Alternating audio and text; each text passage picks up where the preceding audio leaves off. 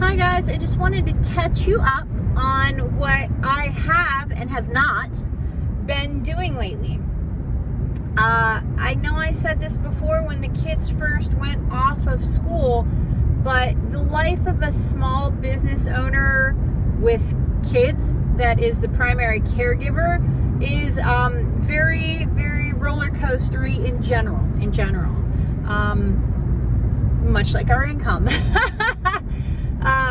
And it has been a very different kind of challenge, managing two kids with very unique and different needs during this ongoing pandemic event. I assumed I had made presumptions regarding the idea of summer.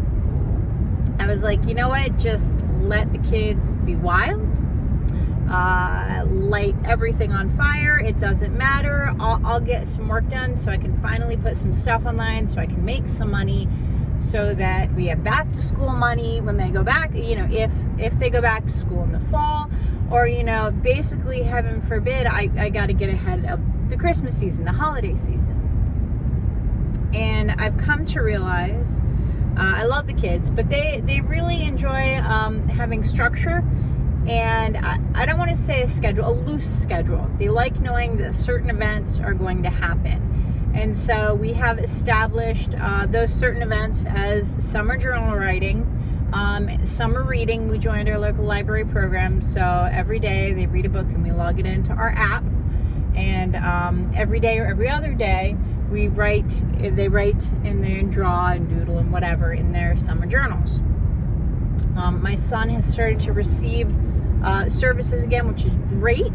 We have the provider into our home. We are hoping to transition back to the center, but of course everyone has to have their medical forms filled out. All the therapists are going through specialized training, temperature taking, all sorts of stuff, and it's only going to be for a very, very brief time, like 2 or 3 hours each day. So I'm like, man, is this even worth it? I don't know, but we're going to try. So it's another upcoming change that we're not sure how that's going to work out.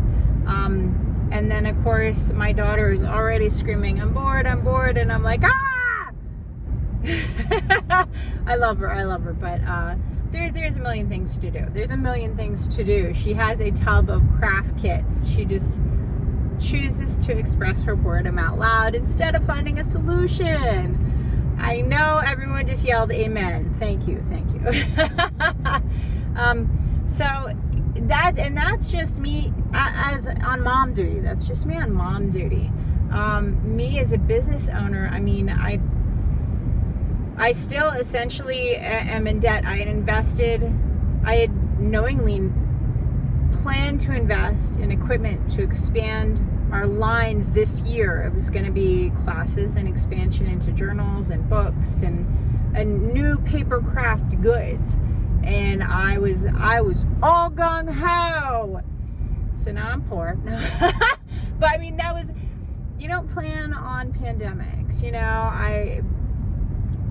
I am an eternal optimist. Absolutely an eternal optimist. And as long as we can stay afloat, we'll be okay. I'm not, knock on wood, I'm not too worried. But I know that there are a lot of people that also made investments last fall that it takes a year or two to make your money back on equipment. Equipment is just expensive. It is. I had a friend buy a screen printing machine, and that's $350, and that's not even counting the supplies or stuff that you're going to screen print. And so obviously she's in a bit of a panic now. And I know that the automatic thought is, well, just sell the equipment, but obviously there aren't people buying equipment.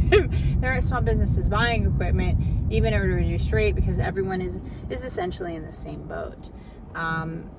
So everyone that has been supporting artists and small makers, we sincerely appreciate that, and thank you for your continued support of people of color across the board and artists across the board.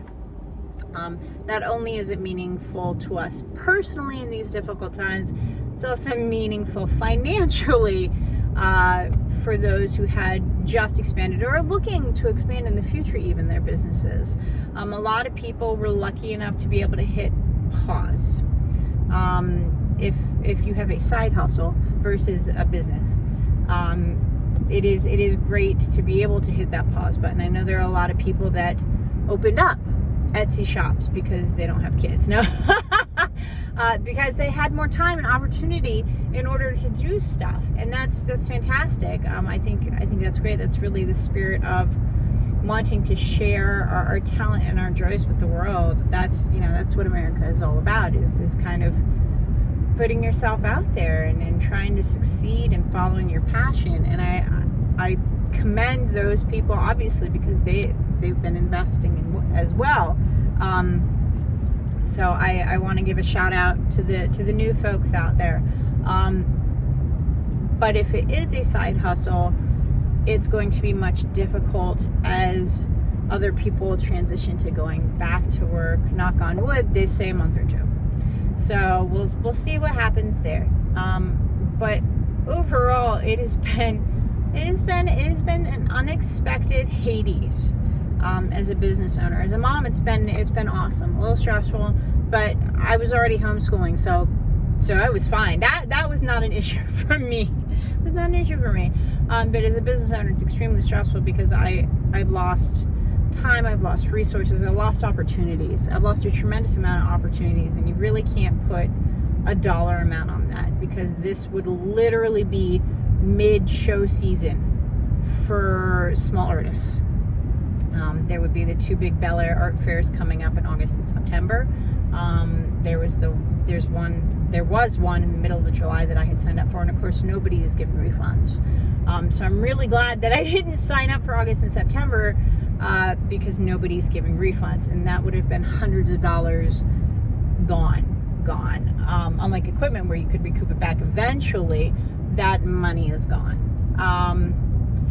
And I know that's also one of the things hitting people who typically do shows very hard, because for the older crowd that isn't used to doing online events, it can be extraordinarily stressful.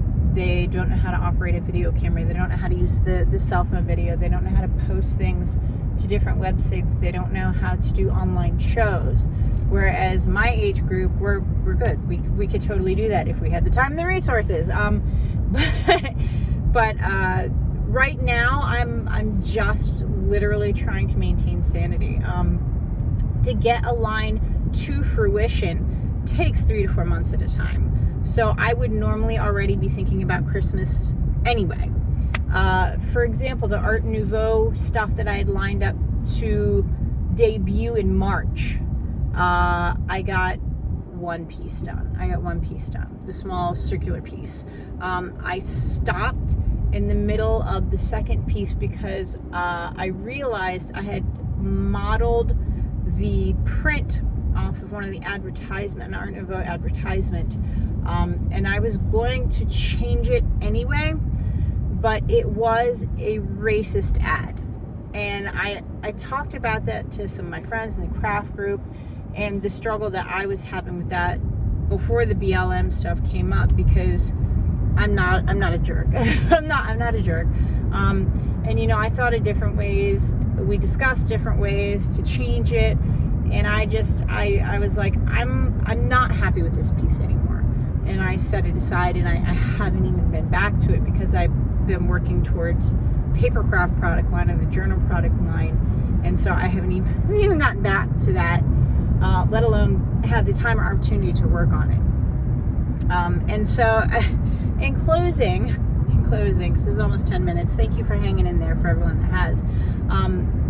Running a small business really hinges on a lot of stuff that happens in your life. One of my favorite quilt people to follow, Pat Sloan, broke both of her wrists.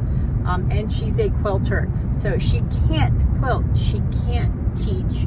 She had all sorts of stuff lined up online. She does all sorts of fundraising and nonprofit stuff, and so you know, obviously I'm devastated for her, because all it takes is one small unexpected thing, and that can not only ruin you financially, but it is devastating in a multitude of ways.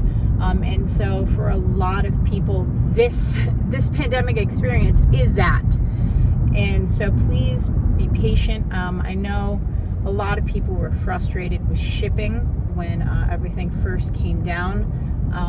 I literally just got yesterday a package I ordered towards the end of April from the United Kingdom.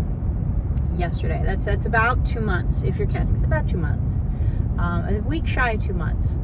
And so, I'm no complaining. I know it was going to take a while. It was a bunch of stuff on sale that I didn't have to have, but there were 2 pieces in there that I did need for the journal stuff. So like there's been a lot of stuff that I have been waiting on to complete other projects in the very small time that I had to work on things.